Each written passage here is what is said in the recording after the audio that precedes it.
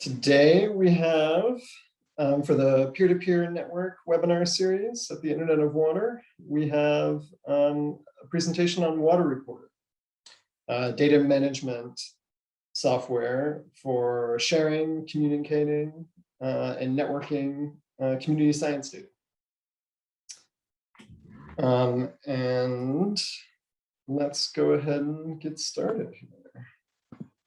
All right, so my name is Lucas Stevens. I'm a policy associate at the Nicholas Institute at Duke University, and I work on the Internet of Water project. Today, I will be your host for this webinar.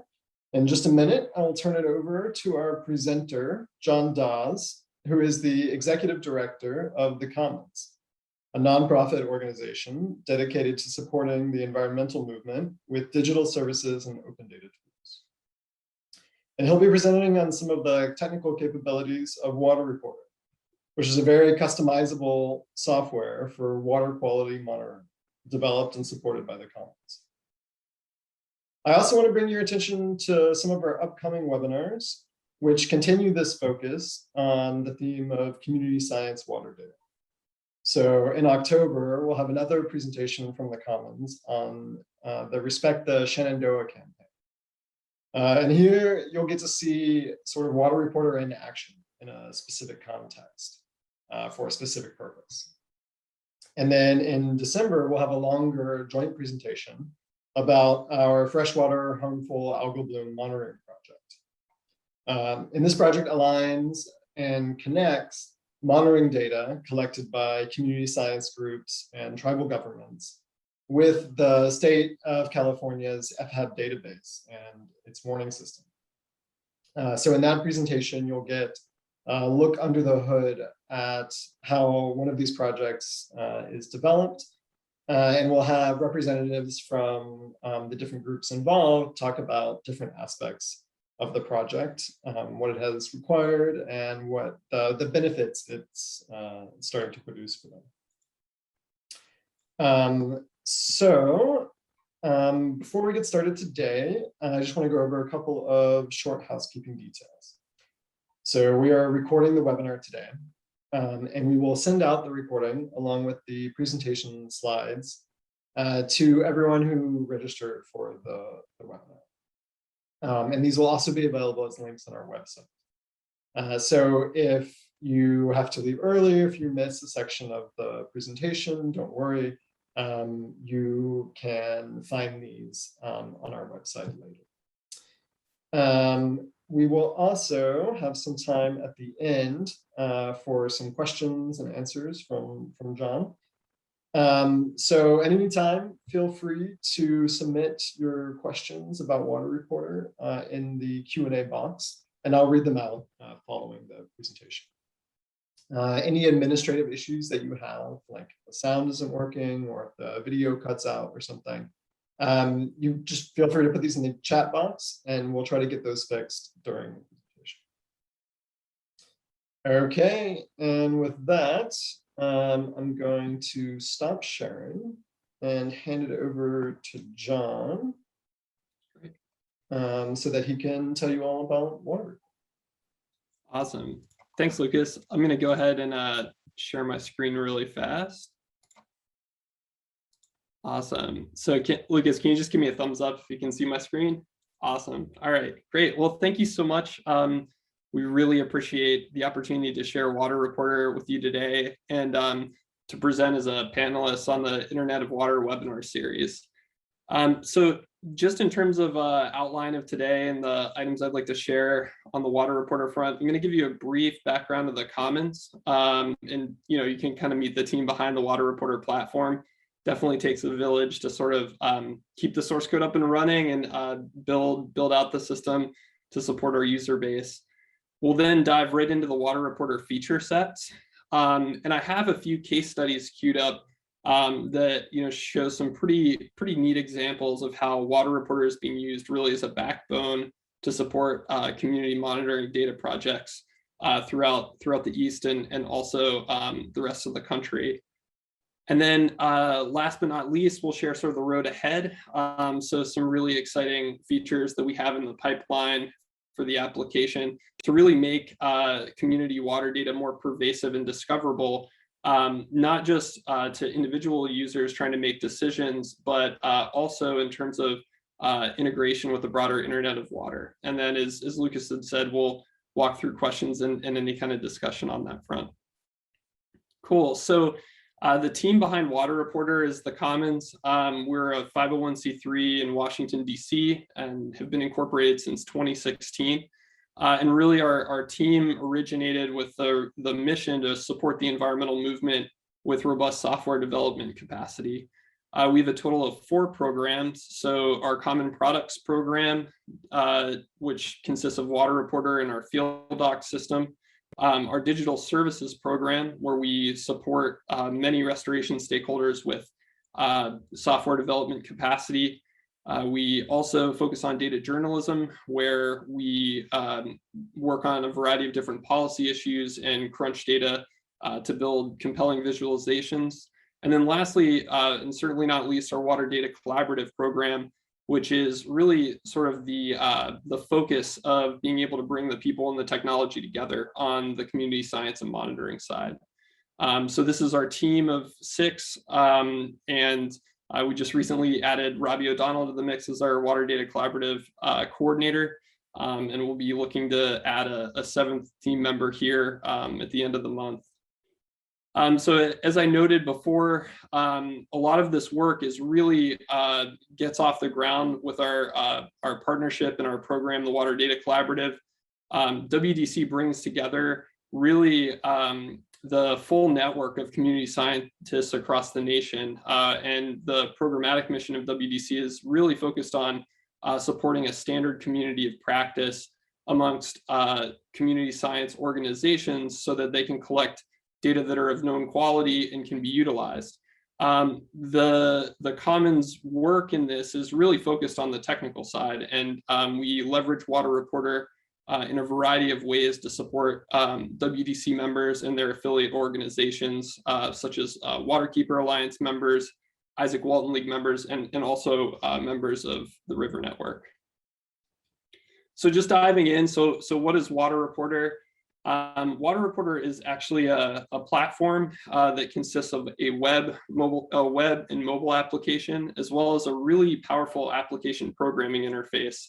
And the system started out really with the goal to support individuals in their observations of different components of their watershed.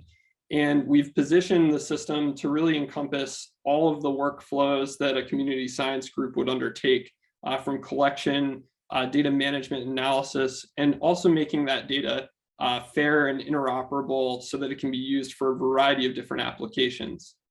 And the system actually got its start thanks to a really excellent partnership with Potomac Riverkeeper Network.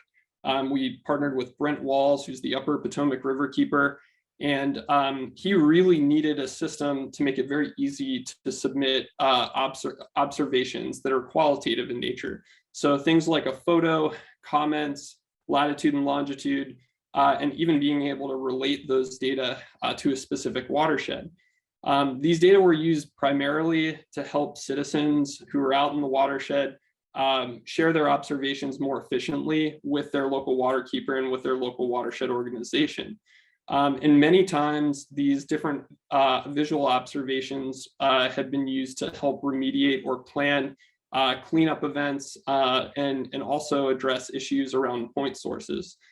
So the very early stages of the application was really just a simple data collection and notification service, which we still maintain today. So through Water Reporter's qualitative observations, we're collecting things like latitude and longitude, some very basic comments and hashtags, a photo, as well as we relate all of the observational locations to the latest watershed boundary data set provided by USGS to be able to make that data easy to aggregate and analyze for a specific watershed.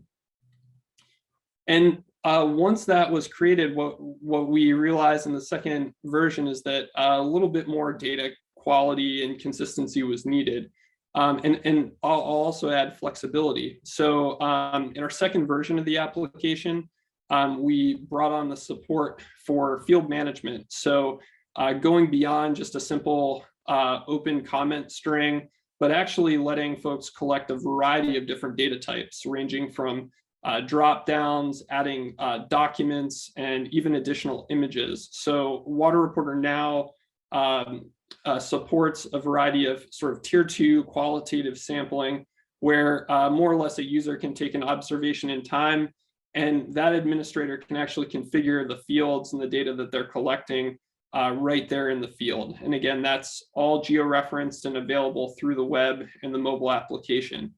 And most of these data were used really to document things such as harmful algal blooms, flooding events.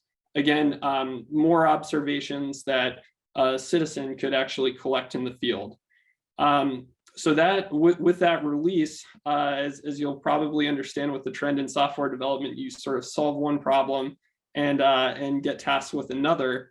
And that leads us to really sort of our third tier of data that we're supporting in Water Reporter, which is on the quantitative sampling or relational station management. And so this came about in that many of the watershed groups that we serve not only take qualitative observations in the field, but they're also taking recurring water quality samples. And so this, sort of marked a point in the platform where we expanded the functionality to support full end-to-end water quality sample management, where a user is able to not only maintain qualitative observations, but also all of the components of their monitoring stations. And this is, in my opinion, kind of where the application really reached a state of maturity and usage across many of the programs across the nation that we support. So in this quantitative sampling, and I'll walk through this in our data sources module, but users are able to maintain a list of all of the places that they sample, a list of their chemical and biological constituents and parameters, and then also take samples and enter in that sample information in a structured and machine readable format. And we'll share this in some of the case studies as well down the road here.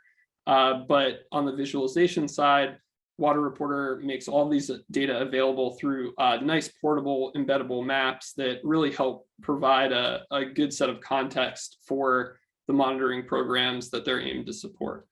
So again, just to kind of get into the supported data types, with our quantitative sampling, we support really all of the same data types as we do in qualitative in our field-built sampling types, with the exception that data are related to a specific monitoring station in site.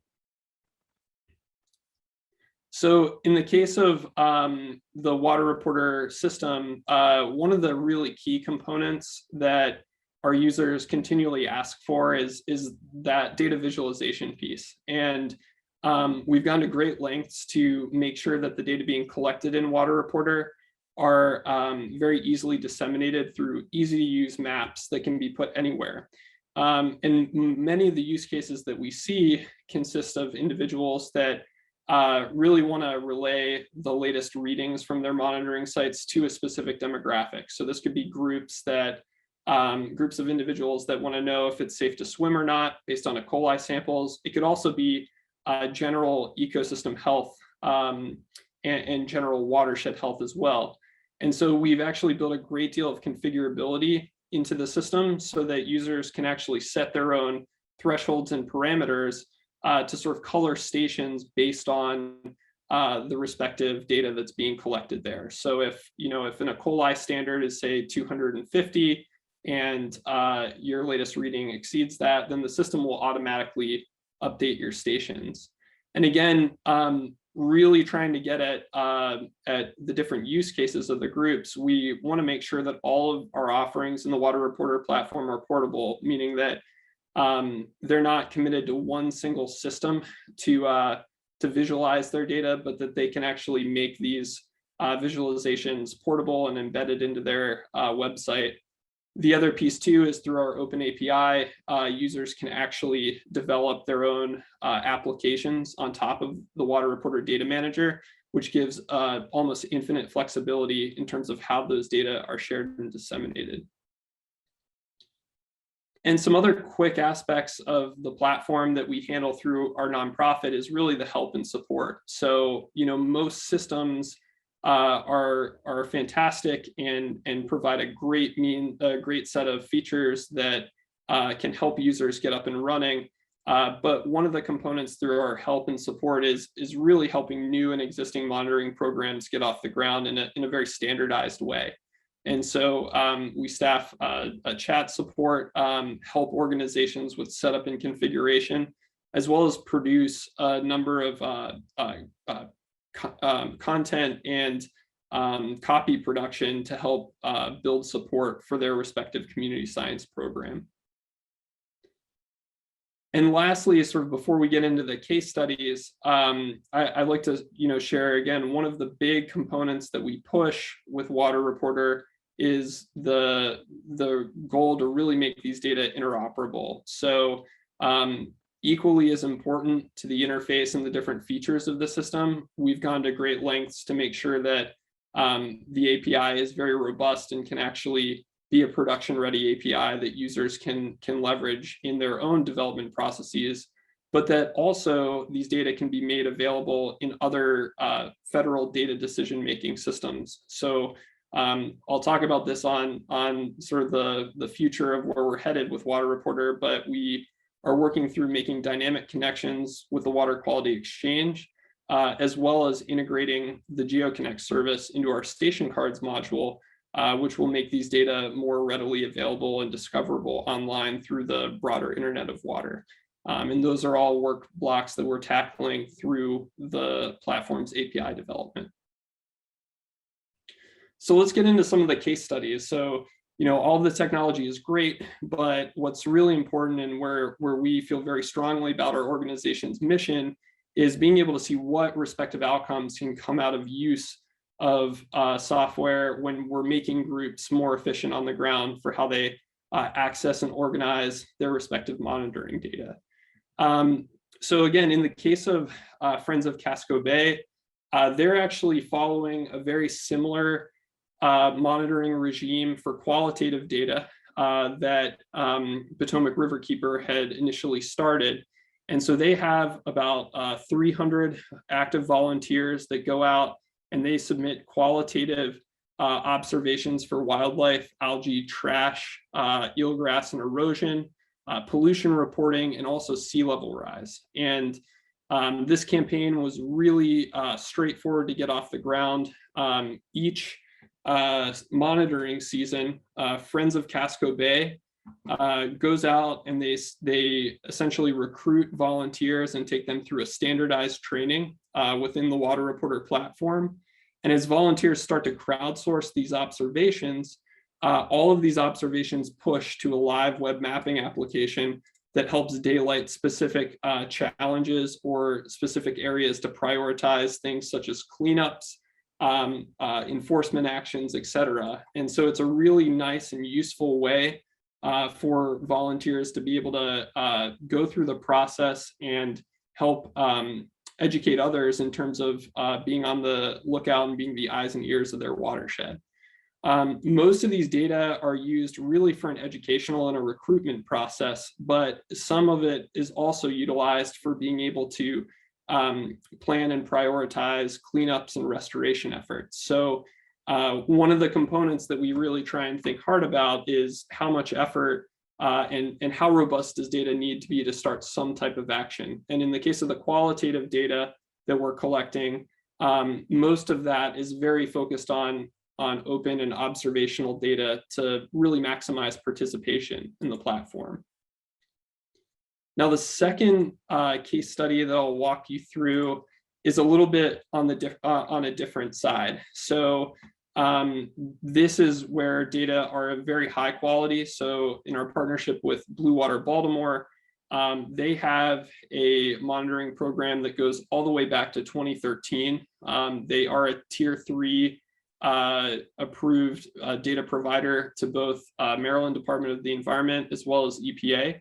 And their data is often used in regulatory compliance. So in the case of Blue Water Baltimore, we actually structured their data to be able to focus on E. coli monitoring throughout the tidal and non-tidal Patapsco tributaries. And they collect a variety of parameters that consist of chlorophyll, enterococcus, total nitrogen, and total phosphorus, and use those data for a variety of specific use cases.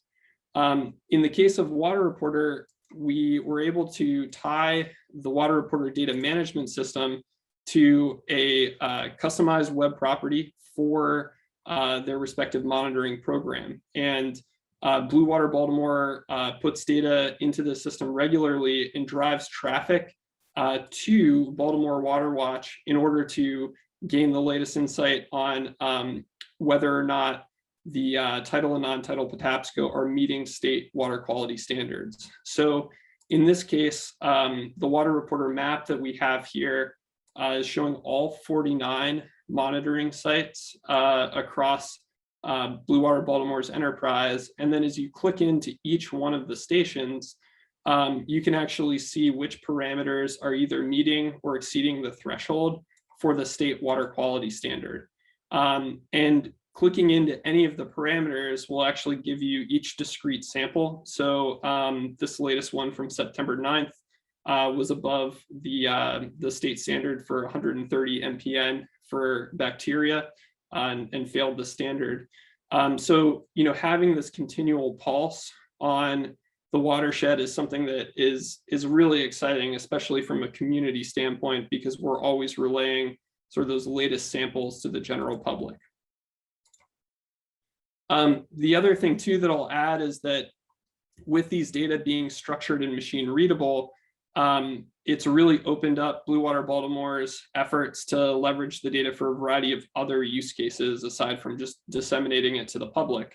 So just recently this month, the Back River wastewater treatment plant was actually identified as exceeding sewage levels in Back River, which is part of the Patapsco River watershed.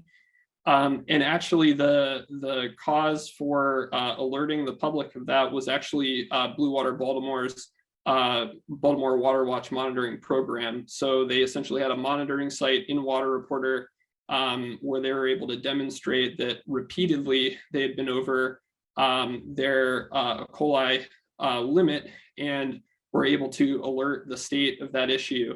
And this is sort of where the sort of tech sort of fades, and the policy piece is very important because they are a tier 3 organization. Those data were able to be used in compliance and enforcement. And another piece that's very important to add is that because those data are made available in a structured and machine readable format, showing a chain of custody and sending that to the state is something that's a very easy lift. And so that led to actually a cover story in the Baltimore Sun. So just a very exciting piece to be able to share as it relates to leveraging community science data to really catalyze change within their local watershed. And then lastly, for the case study that I'd like to share before we sort of talk about the future of Water Reporter is related to our partners at James River Association. So they have a very unique monitoring program in that they task around 150 volunteers each season to collect bacteria samples at stations throughout the James River watershed. And in that case, what we've been able to do is support them with a data management workflow all through Water Reporter that actually enables QA/QC on those data from the field to when it reaches the database. So administrators at James River Watershed Association, they actually have developed their bacteria monitoring form that aligns directly with what's outlined in their QAP. And from there, they're able to train volunteers, send them to the field where they use our mobile application to collect these data. Once those data are collected, they actually hold in a pending pattern where a James River Watershed Association administrator can actually validate the readings and follow the protocols outlined in their QOP and commit those to the database for decision making. And similar to Blue Water Baltimore, these data are all pushed out and disseminated through the James River Watch web application. And in this case, users rely on this site to identify if contact risk is too high to swim or recreate at their local access point. And then they're also pulling in data from NOAA on river stage, as well as predictions that will tell you the river levels sort of in the next, like a forecast in the next few hours to a few days to help inform the public in terms of recreational safety. So looking ahead, so in terms of our platform, we do conduct a variety of iterative development. So we follow a process where each year our team develops a product development roadmap, and this roadmap is informed predominantly on the overlapping needs of our user base. So with our baseline functionality in use, we're always gathering feedback and ideas from our respective users, and then our team works to coalesce that into a product development roadmap that results in new feature updates to the platform. And so, you know, we try and emulate to the best as our ability as a nonprofit, really sort of a Facebook model where you don't ship the application one time and call it done, but you work on the code base continually and release frequently. And a core piece of that is through our API development. So in this year, we've actually released a beta version of our API that will actually enable data to be used in a variety of third-party applications. And in this coming year, we'll be working to build a developer community around that API.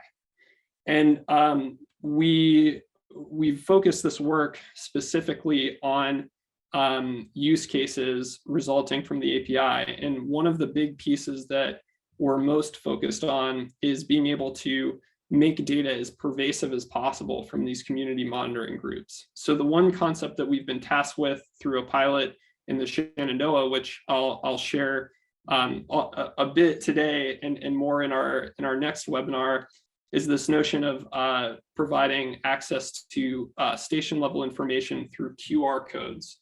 And so what we found is that while a lot of folks, a small constituency, will leverage standalone maps and applications like Baltimore Water Watch or James River Watch, we wanted to take things, I would say, a step further to be able to actually show people right on device and in the moment the current readings at their local water quality monitoring site. And so to illustrate this, what I'll do is I'm actually gonna just play pretensies for a second. And let's say, for example, we're out in the Shenandoah, it's a beautiful day and we want to get in the water. Based on where we are, if we'd like to recreate, there might be a monitoring site here that, say, a local watershed group, such as Friends of the Shenandoah River, wishes to monitor. And as they're monitoring through our Water Reporter API, we can actually make these data fully exposed and public through a series of shareable station cards and station landing pages. And so a user would actually be able to scan this QR code right on site and get the latest readings. And I'll just quickly queue up an example here just to show you all what it would look like. So in 1 second, my phone here should give me a code, and that'll let me share my screen here.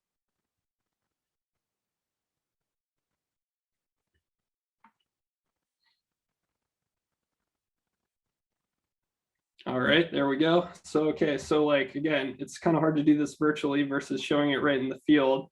But, we're on my phone and I'm, out at the river and I come across maybe local signage with this QR code posted on it. I can then pull up my camera.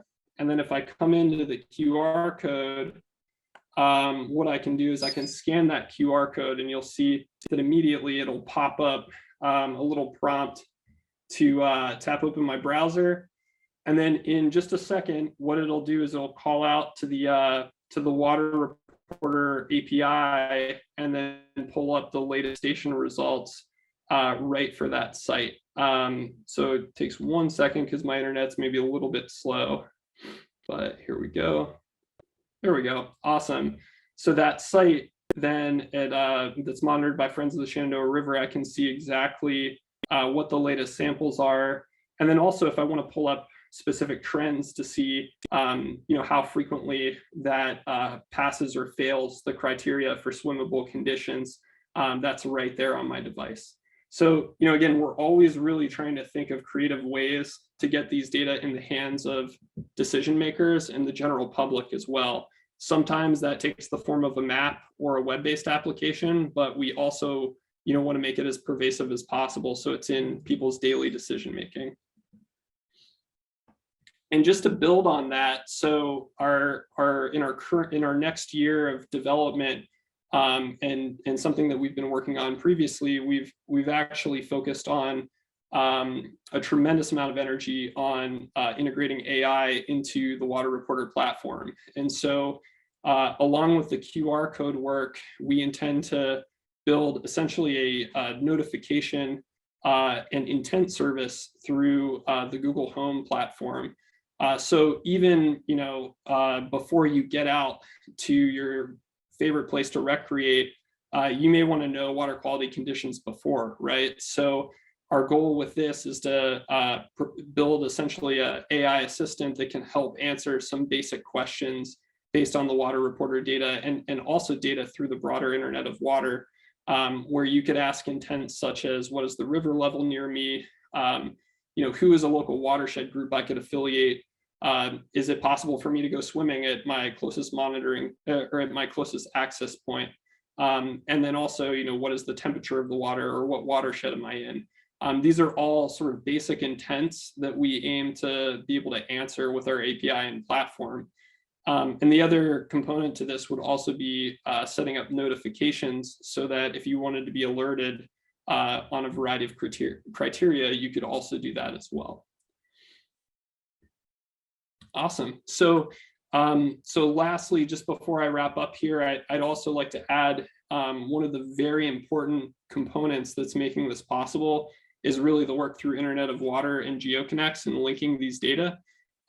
So our team intends to essentially work very closely with IOW on that development, which we are really excited about because it's going to open up a whole new world of possibilities with interconnected data. So with that, I'd like to thank you for your time and happy to address any questions that you might have. So really appreciate the opportunity.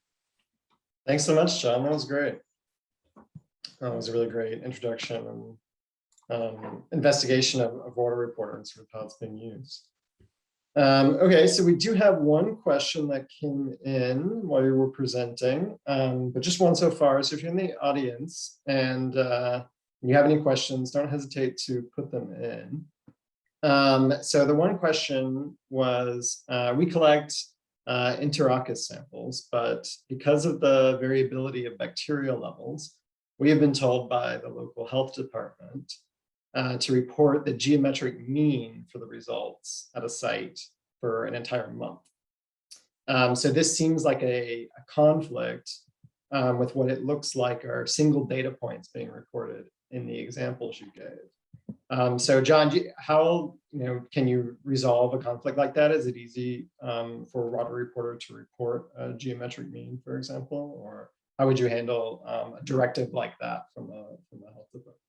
Sure. Yeah. So one of the components that we support through the data management system is that you can actually associate samples with a respective date, and then when you create your charts, the date ranges can all be configured based on your sampling range. So one of the ways that we've addressed it in the past for the geometric mean is essentially making the geometric mean a parameter in Water Reporter that you're collecting that discrete data for.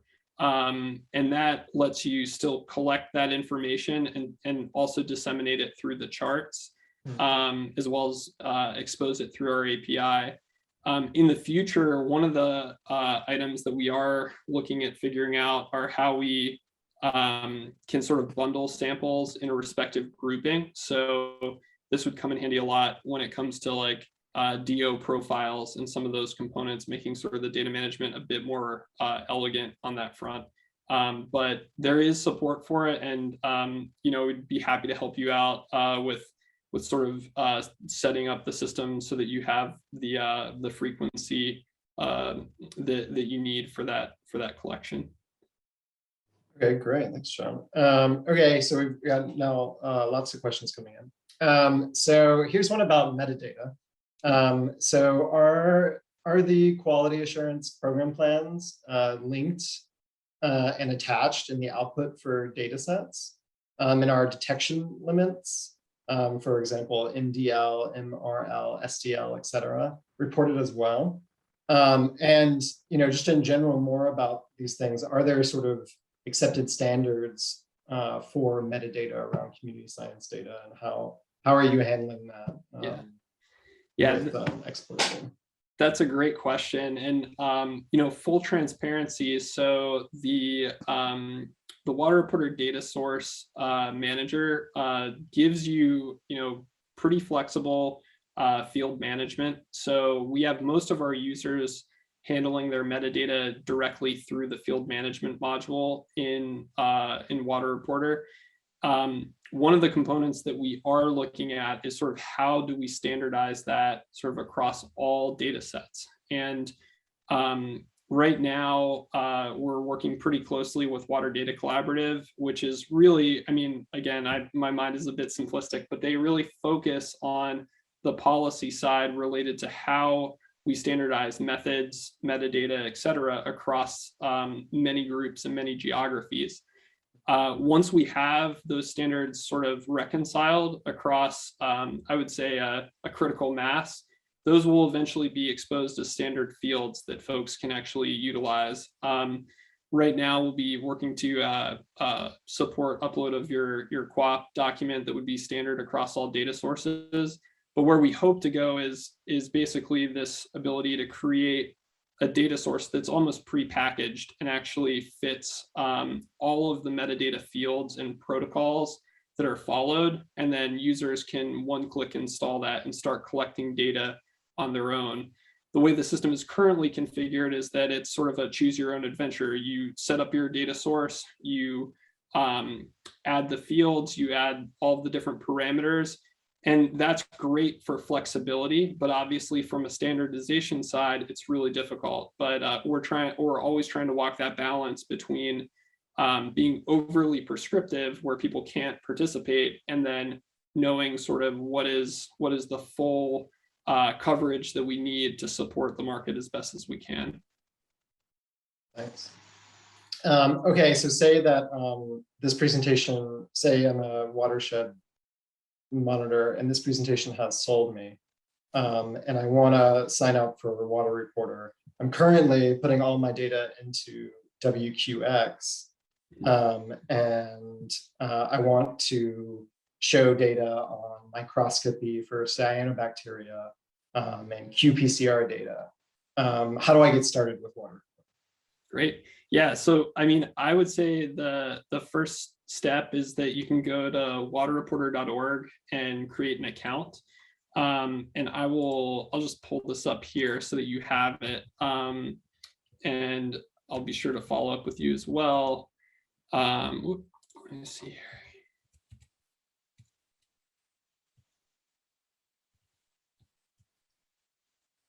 All right, cool. Here we go. So once you sign up for an account within Water Reporter, we can actually promote you to be able to spin up your own data source. And what that will do is that will give you access to being able to manage all of your data right within the backend system. And I would say because you're submitting all of your data to WQX, one of the biggest lifts I will say that we've seen is we've worked with an array of community science groups, some that are incredibly advanced, have great structured machine readable data, and it's a very easy setup to get them off and running. we've also worked with groups that are just starting on their journey, and they're trying to pull data out of, paper documents and transpose it. But essentially, once you're squared away and you sign up for an account and you have access to the data sources module, it's really as simple as adding a batch upload of all of the places that you sample through your stations. And we support that batch import to actually bootstrap all of your station information. From there, we could work with you, or you could do it on your own to essentially spell out all the respective parameters that you're collecting samples for. And then lastly, and certainly not least, batch importing all of your samples within the system. And I'm trying to be brief in terms of time, but in a nutshell, that's sort of what's involved with the setup. And once those data are set up in the system, then we can start to make any number of standard maps right inside the platform. And what I'll add too is that if you have, say, like a custom visualization or a custom map that you'd like to build off of the data, we do that through our digital services program. So we could leverage the Water Reporter API to really build any kind of custom visualization that you would need. And that happens on a fee-for-service basis. And we would develop a scope of work with you to do that respective work. So can you talk a little bit more about that? Like, so what are the pricing options, and do you apply for grants with groups, or how do you maintain sort of the development of the Great question. So with Water Reporter, our standard offerings, so the data manager, and then essentially all of these maps that I've shown you today are all covered through our Water Reporter subscription service. So essentially, like Blue Water Baltimore, James River Association, they're all working off of this $29 a month pro plan that lets them essentially collect, manage, and map all of their water quality monitoring data. And then any subsequent releases that we make to the system, those are automatically pushed over into that pro plan. In the case of a project where the map or the visualization is a bit more sophisticated and you want something more customized, that's one where we initiate a scoping session and learn, we do a free discovery to learn about what you're trying to do with your data, how you're trying to visualize it. And then we develop a scope of work on that where we would assess time and level of effort to build that front end application. And that's all built on top of the Water Reporter API. Great. And then can you say a little bit more about the connection with Internet of Water and Geoconnects? So how specifically is Geoconnects going to help sort of increase discoverability of the community science data that is hosted in Water Reporter? Yeah, so Geoconnects is a really integral piece of our development plan. And so the way that we intend to implement Geoconnects into the Water Reporter platform is actually through our station cards module, which I had shown. So what that essentially does is it gives every single monitoring station a persistent identifier on the internet.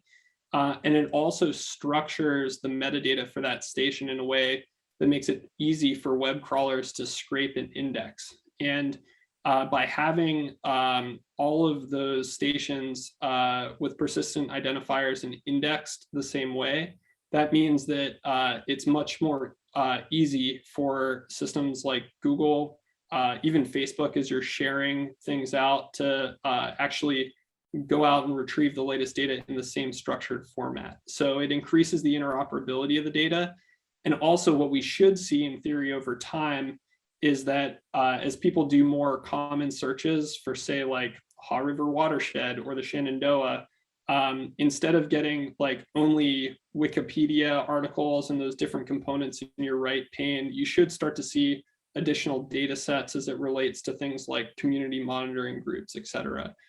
So those are components that we think are really valuable because yeah, I don't mean to be on my soapbox, but it and kind of quoting Peter on this, it shouldn't be super easy to find, crazy cat videos versus information about your watershed. So that's something that we're really passionate about, because it can kind of put this monitoring data and information at the front of everybody's minds. Great, thanks. Okay, and then we have a question about backend options for collecting qualitative data, so tier 1 or tier 2 in your framework. And are there any off-the-shelf options for sharing data in Water Reporter? So the off-the-shelf options for sharing data through Water Reporter is really just through our mapping engine, which again we'll just I'll just share really fast one more time. I hope this gets at the question. So if I missed it, I can definitely double back. But basically this map block, this is just a standard map view that you will get for any of your stations, as long as you're maintaining data in the system. The other thing too is the qualitative information, where say you're not collecting data at a monitoring site that's fixed, but you have just some basic images and content that way. That's all shown through a respective layer on the map that you can configure to be on or off. So that's all configured. We're not writing additional code to make these maps work. When you put your data in, these maps come out as a result. Yeah, I hope that answers the question. Yeah, great. And sort of as John was speaking there, we had a little poll for feedback go around. So if you have some time, feel free to answer that. Okay, John, let's see if we have any more. So I have a question. So how many groups are currently using Water Reporter, and what sort of feedback have you gotten from the groups that are using it? Definitely. So right now we have about 165 organizations that are using Water Reporter. I would say that a majority of those organizations are focused on sort of the qualitative piece, and we're just now starting to see more of an influx and interest in using Water Reporter for the sampling work, and actually collecting data at quantitative fixed monitoring sites. Overall, the feedback's been really good. I think we're always getting really useful new development ideas and directions from our user base. I think a couple things, again, just in full transparency to be aware of. There's definitely a bit of a learning curve in terms of getting your data sources set up. That's why we're pretty heavy on the support side to make sure that folks have a good experience diving in. So I would encourage folks that are interested to set up an account and get in touch, and we can schedule a time to support you sort of in getting your data sources bootstrapped and set up. Because again, if you're going from really just a spreadsheet to relational data management, it takes a little bit of practice and getting used to, and we're continually working to improve that workflow and make that easier for folks. And I guess the other piece of feedback that we constantly hear and that we're working as hard and fast on as we can is building out that integration to Water Quality Exchange. So, right now we have a very solid approach for exporting data out in that format. But what we're really excited about is dialing in the workflow where there's that dynamic connection where, just like TurboTax, you submit your taxes and they get to the IRS. We would like to be able to do the same thing with the Water Quality Exchange. So that's a piece that we're very committed to, and aiming to get over the goal line as soon as possible. Great. Okay, some more questions came in. So if I want to look at data in my state or nearby states, how can I find the sampling locations around me that use Water Reporter? Yeah, so right now we do not have a public interface on the Water Reporter as like a data explorer. It's all based on the data that you as an individual user have access to, either through what you've contributed to the application, or if you're working with a partner that is maintaining data in Water Reporter and have access, then you can essentially view it through the data sources module.